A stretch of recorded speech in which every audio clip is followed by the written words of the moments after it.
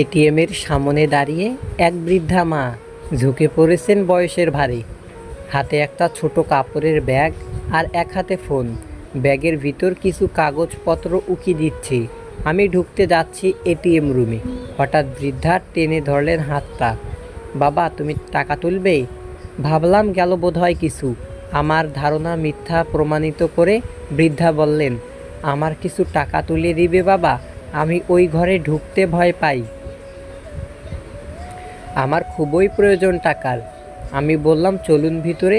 বৃদ্ধা বললেন, না বাবা, আমি ওই ঠান্ডা ঘরে যেতে পারবো না। আমি বাইরে থাকি, তুমি তুলে এনে দাও। এই নাও এটিএম কার্ড। টাকা তোলার নম্বরটা হলো 1212। আমি অবাক, এইভাবে এটিএমের পিন বলে দেয়? বললাম, এই নাম্বার কাউকে বলতে নেই। উনি বললেন, তাতে কি হয়েছে?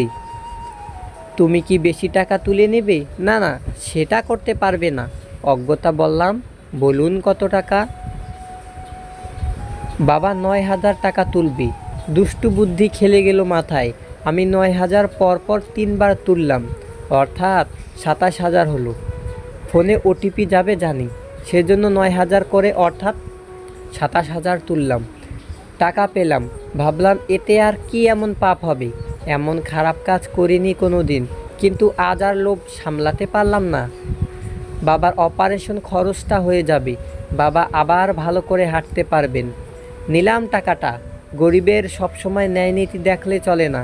এরপর নিজের 2,000 টাকা তুলে বাইরে এলাম। 9,000 টাকা বৃদ্ধার দিকে বাড়িয়ে দিলাম। নিন, 9,000ই তুললাম। একটু হেসে বৃদ্ধার টাকাটা নিলেন। এটিএম কার্ডটাও ফেরত দিলাম। বৃদ্ধা অনেক আশীর্বাদ করলেন, তারপর বললেন, এতগুলো টাকা নিয়ে যাব? আমার বড় ভয় হচ্ছে। একটু যাবে বাবা? তুমি তো বাস থেকে নামলে দেখলাম, তোমার তো গাড়ি নেই। ওই সামনের পাড়ার ক্লাবের উপরতলায় আমি থাকি। নিচেরটা ছেড়ে দিয়েছি ক্লাবের জন্য। অনেক দিন ধরেই ছেলেরা বলছিল, অনেক ছেলে থাকে ক্লাবে সব সময়, ওরাই তো আমায় দেখে অসময়। একা মানুষ, এত বড় বাড়ি, ওখানে পৌঁছে দিলেই হবে। এই যে গাড়িটা যাচ্ছে, রাখো ওটাকে। উঠে বসলাম গাড়িতে। বৃদ্ধা খুঁটিয়ে সব জিজ্ঞেস করতে লাগলেন। বললাম, একটি বেসরকারি কর্মচারী আমি। বিয়ে করেছি, একটি ছেলেও আছে। ওকে স্কুলে ভর্তি করাবো এবার। বাবা অসুস্থ, প্রায় হাসপাতালে নিয়ে যেতে হয়, স্নায়ুর গোলমাল।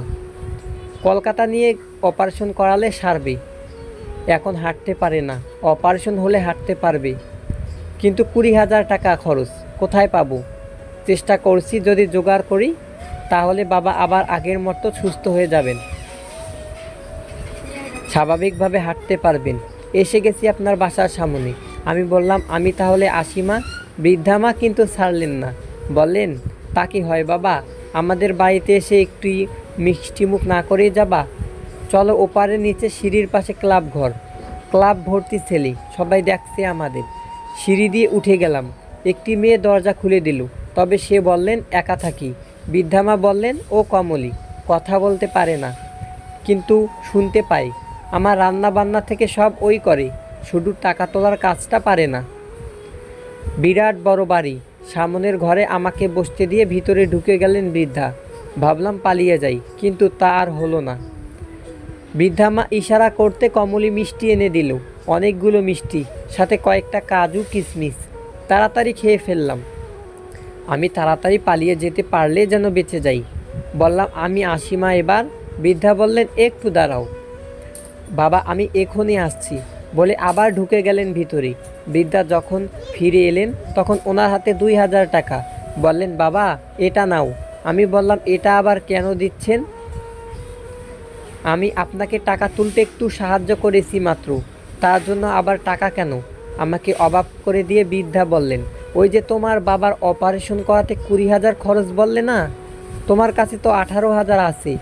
এই 2,000 না নিলে তো হবে না। তুমি যখন টাকা তুললে 3বার, তখন আমার ফোনে পরপর 3টা মেসেজ এলো। 9,000 করে 3বার তোলা হলো। আমি তো রিটায়ার্ড করা শিক্ষিকা, মূর্খ তো আর নই। আমার স্বামী অধ্যাপক ছিলেন। এটিএমের ঠান্ডা ঘরে টাকা তুলতে গিয়ে আমার চোখের সামনে স্ট্রোক করে মারা যান। সেই থেকে আমি এটিএমের ওই ঠান্ডা ঘরে ঢুকি না। তারপর থেকে এটিএমে আর যাই না। ওখানে ঢুকলে আমার মন খারাপ হয়ে যায়। মনে হয় সেই ঠান্ডা ঘর, যেখানে চির ঘুমে ঢলে পড়েছিল আমার প্রাণবন্ধু। তোমাকে বাড়িতে এনেছিলাম টাকাটা ফেরত নেব বলে। ক্লাবের ছেলেদের বললে ওরা টাকাটা আদায় করে দিত তোমার কাছ থেকে, কিন্তু তোমার উদ্দেশ্য শুনে মনে হলো তুমি চোর নও। ভীষণ ভালোবাসো তোমার বাবাকে। যে সন্তান চুরি করে তার বাবার চিকিৎসার জন্য, সে তো চোর নয় রে বাবা, সে এক অসহায় অসামর্থ্য সন্তান, যে ইচ্ছে থাকলেও বাবার চিকিৎসা করাতে পারে না। আমি তনজানু হয়ে বৃদ্ধা মায়ের পায়ের কাছে ব্যাংক থেকে টাকা গুলো রেখে দিলাম। পা দুটো জড়িয়ে ধরে বললাম, আমাকে ক্ষমা করে দিন মা, আর কখনো এমন করব না। উনি আমাকে তুলে বুকে জড়িয়ে ধরলেন। আমার দু চোখ দিয়ে গড়িয়ে পড়তে লাগলো জল। চোখের জল মুছিয়ে দিয়ে উনি বললেন, যাও বাবাকে সুস্থ করে তোলো, আর টাকা লাগলে বলো। এক করুণাময়ী নারীর মাতৃস্নেহে স্নান করে শপথ নিলাম, জীবনে আর কোনো দিন অন্যায় করব না। বেশিরভাগ স্ত্রী পরকীয়া করে স্বামীর কিছু অবহেলায়। নাম্বার 1, বেশিরভাগ স্বামী মনে করে আমার বউ, আমি যা বলবো তাই করতে হবে।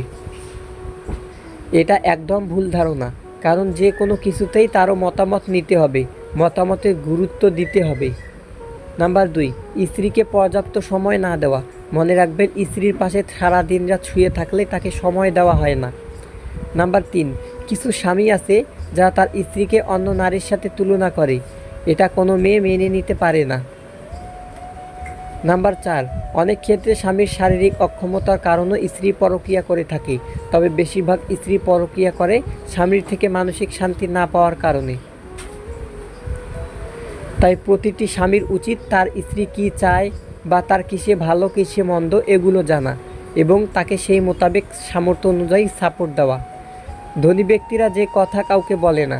1, ধনী ব্যক্তির কাছে কত টাকা আছে বা কত টাকা ইনকাম করেন সেটা কাউকে বলেন না। 2, ধনী ব্যক্তিরা নিজের টাকাকে কখনো ফালতু কাজে নষ্ট করে না, কারণ তারা বোঝেন যে আজ আমি টাকাকে নষ্ট করে দিলে কাল এই টাকাই আমাকে নষ্ট করে দিবে। নাম্বার 3, ধনী ব্যক্তিরা তাদের বিজনেস আইডিয়া বা তাদের মনোভাব চট করে কারোর সঙ্গে শেয়ার করেন না। নাম্বার 4, ধনী ব্যক্তিরা কখনো তাদের টাকা ইনভেস্ট করতে ভয় পায় না।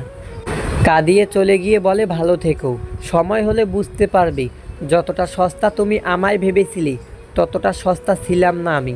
জীবনে এই 5টি জায়গায় সবসময় চুপ থাকার চেষ্টা করুন। নাম্বার 1, প্রচণ্ড রেগে গেলি। নাম্বার 2, কেউ তর্ক করলি। নাম্বার 3, স্ত্রীর সাথে ঝগড়া করার সময়। নাম্বার 4, যেখানে কথার গুরুত্ব থাকে না। নাম্বার 5, কোনো বিষয় নিয়ে পর্যাপ্ত জ্ঞান না থাকলে। তাজমহল পুরো পৃথিবীর মানুষ দেখলেও মমতাজ কিন্তু দেখেনি। তাই ভালোবাসার মানুষকে সময় থাকতে ভালোবাসা দিন।